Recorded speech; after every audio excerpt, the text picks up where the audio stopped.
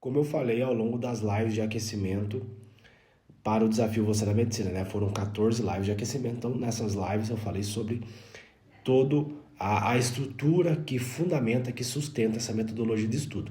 Mas basicamente são três pilares, né, que sustentam essa metodologia de estudo. O primeiro deles é o sistema límbico, né, ou as emoções.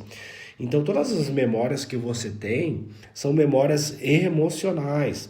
Quando você caiu de bicicleta, quando você foi criticado na escola. Então, as emoções, elas participam do processo neuronal de aprendizagem de memorização.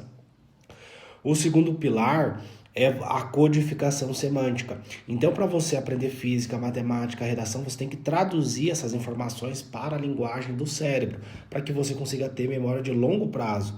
Porque os métodos tradicionais do Brasil, eles trabalham só a memória de curto prazo. E o terceiro pilar é a estratégia de prova ou microaprendizados.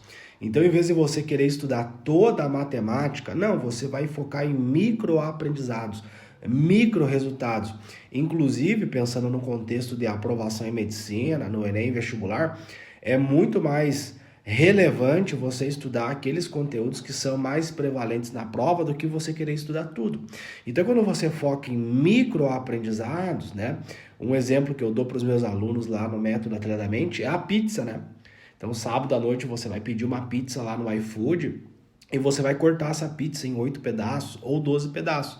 Aí você come um pedacinho, depois come o segundo pedaço, depois o terceiro pedaço. Não tem como você socar a pizza inteira. É a mesma coisa no aprendizado. Não tem como você enfiar a goela abaixo um conteúdo gigantesco. Você tem que fragmentar os pedaços do conteúdo e todos os dias você aprender um pedaço desse conteúdo.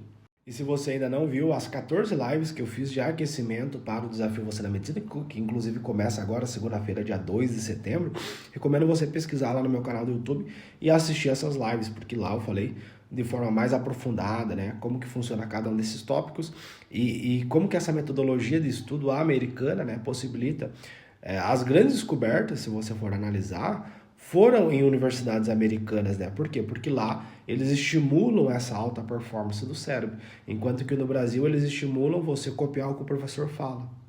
E lá nos Estados Unidos, eles estimulam você pensar o conteúdo, você raciocinar o conteúdo. E quando você aprender a raciocinar o conteúdo, no dia do Enem ou no dia do vestibular, você lê a questão e você raciocina ela. Não é decorar as coisas, mas é o aprendizado verdadeiro, né? O jeito natural que o cérebro aprende. Isso que vai fazer você passar em medicina mais rápido, não ter que ficar 5 anos estudando.